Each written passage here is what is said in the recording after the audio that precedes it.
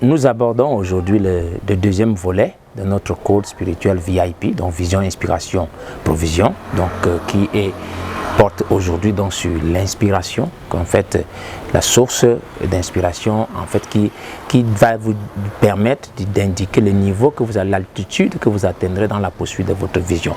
Et c'est cette inspiration aussi qui fait le pont entre la vision et les provisions. Donc c'est la porte un peu qui ouvrira la porte, qui va ouvrir l'accès à la dimension de la provision que vous allez avoir dans l'atteinte de votre vision. Voilà. Et donc pour aborder cela, je vous avais demandé lors de notre précédente méditation qu'on prenne un peu de temps d'étudier, de lire dans les livres de la Genèse, donc du chapitre 12 jusqu'au chapitre 41. À l'intérieur, donc, il est parlé en fait de 4 caractères importants qui sont les patriarches, en fait, sur lesquels la nation d'Israël a été fondée. Donc, vous aurez dedans Abraham, vous aurez Isaac, vous avez Jacob et puis enfin vous avez Joseph. Donc ces points-là sont importants pour définir un peu l'objet de notre méditation qui est consacré au niveau d'inspiration, les 4 niveaux d'inspiration dans la parole. Avant d'y aller là-bas, de chuter là-dessus, donc je voudrais déjà apporter un point. Jésus avait dit en réalité que la parole de Dieu est une semence. Et donc qui dit semence, par exemple le blé en l'occurrence, qu'est-ce qui caractérise la semence? C'est que cette semence dans son cycle de vie connaît plusieurs niveaux de développement en réalité. Donc elle a plusieurs phases. Donc quand vous dites une semence, donc quand elle se développe, elle a plusieurs phases. C'est ce qui est prescrit ici dans Marc au chapitre 4 où il dit encore, à partir du verset 26, il en est du royaume de Dieu comme quand un homme jette de la semence en terre. Qu'il dorme ou qu'il veille, nuit et jour, la semence germe et croît sans qu'il sache comment. La terre produit d'elle-même d'abord l'herbe. Donc dans la phase de développement de la semence, vous avez d'abord l'herbe, puis l'épi, ailleurs on dira l'aigrette, puis le grain tout formé dans l'épi. Ailleurs on va dire la balle, et donc c'est cette étape où le grain est encore caché.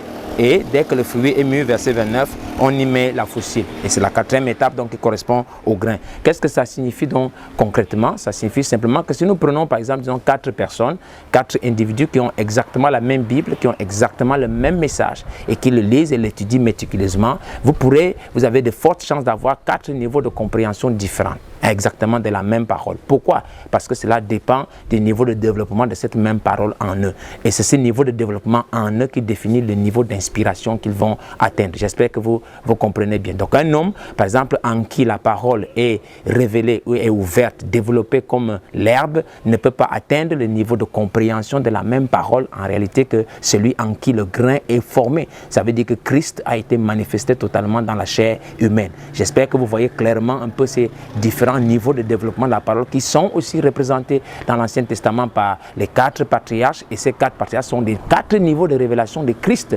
différents. Donc quand Jésus a dit par exemple à Pierre que sur cette pierre, donc en parlant de la révélation, sur cette pierre je bâtirai mon église, la pierre de fondation là, c'est une révélation, mais c'est la révélation de Christ, mais qui a aussi 4 niveaux en réalité, parce que le même Christ peut se révéler comme Abraham, et c'est le même Christ qui vient sous la forme de Joseph en 4e fondement, et c'est sous le fondement, dans le 4e, que la nation d'Israël en réalité a été bâtie. Qu'est-ce que cela signifie? Ça signifie qu'en fait, là où nous sommes ici, dans la parole de Dieu, nous avons plusieurs niveaux d'inspiration. Et ces niveaux d'inspiration vont vous définir l'altitude que vous pourrez atteindre dans la poursuite de votre vision. Veillez donc à avoir la bonne inspiration. Laquelle c'est? En fait, pour moi, c'est celle de Joseph. Si vous vous arrêtez à Abraham, vous risquez de ne pas aller dans la plénitude du potentiel qui est le vôtre. Et n'oubliez pas une chose, en fait, l'altitude que vous atteindrez, en réalité, dépend de la source d'inspiration à laquelle vous vous abreuvez. Si vous gardez cela en esprit,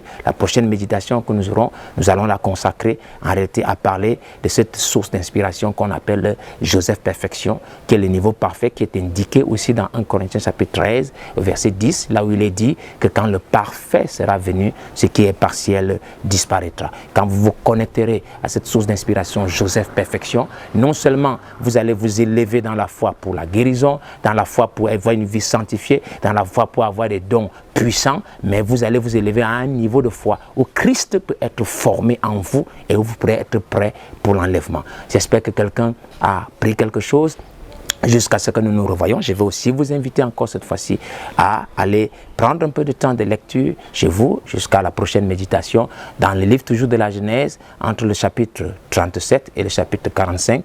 Et selon vous, vous pourrez ressortir dedans qu'est-ce qui, à votre avis, définit le plus le caractère de Joseph dans la Bible. Ce sera un peu l'objet de notre prochaine méditation qui sera consacrée à l'inspiration Joseph Perfection. Entre-temps, que le Seigneur vous bénisse très, très abondamment.